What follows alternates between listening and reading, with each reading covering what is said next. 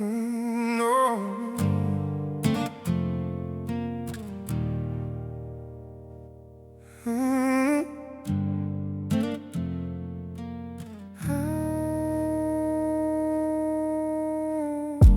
I sit here and I hear a voice up above. It's the family I lost with Father Time. But tonight the air shifts soft as a prayer, and suddenly I'm back in that old cabin light, where the firewood cracked like it had a heartbeat, and the smoke curled slow like it knew our names. Every ember carried a story. Every spark felt like someone saying we're still here. I can smell it now, that mix of pine and cold air, the way winter pressed its face against the windows while we huddled close, wrapped in blankets that Grandma stitched before her hands grew tired. She'd hum under her breath, a tune older than any of us. And even now, when the world gets too loud, I swear I still hear it drifting through the dark.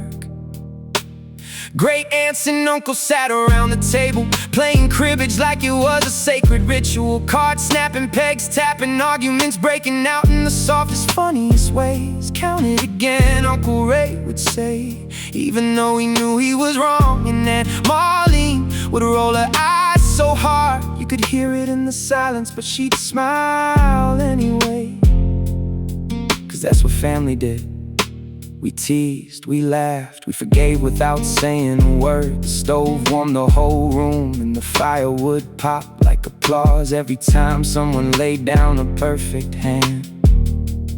I remember the glow on their faces, wrinkles deep as riverbeds, eyes shining with the kind of joy you only get from a life lived close to the earth. They smelled like peppermint wood smoke, and the kind of love that doesn't fade. Outside, snow fell like feathers, soft, slow, gentle, the kind of snow that makes the world feel holy. I pressed my forehead to the cold glass and watched the flakes drift under the porch light, thinking the whole world must be asleep except for us.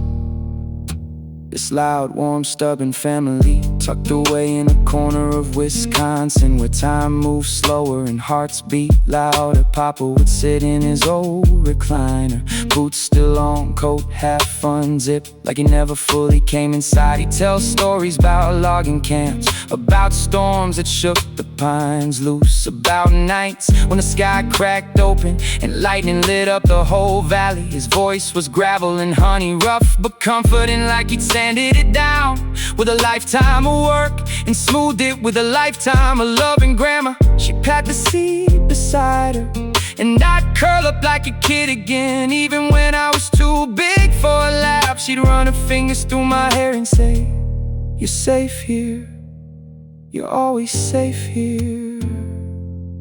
Funny how those words echo louder now than they ever did back then. I remember the way the fire dimmed when the night got deep, how the last logs glowed like sleeping giants. Everyone would start drifting off, Aunt Marlene gathering the cards, Uncle Ray pretending he didn't lose, Papa stretching like a bear waking up, Grandma humming that same old tune, as she folded blankets with hands that had held generations. And me, I'd sit there soaking it all in, trying to memorize every sound, every smell, every flicker of light, because even then, some part of me knew these moments were the kind you carry forever. Now I sit here in the quiet, hearing their voices in the crackle of memory, not ghosts, just love that refuses to leave. I breathe in deep and swear I smell that firewood again. Hear the cribbage pegs tapping, feel Grandma's hand on my shoulder, see Papa's tired smile, and I realize something.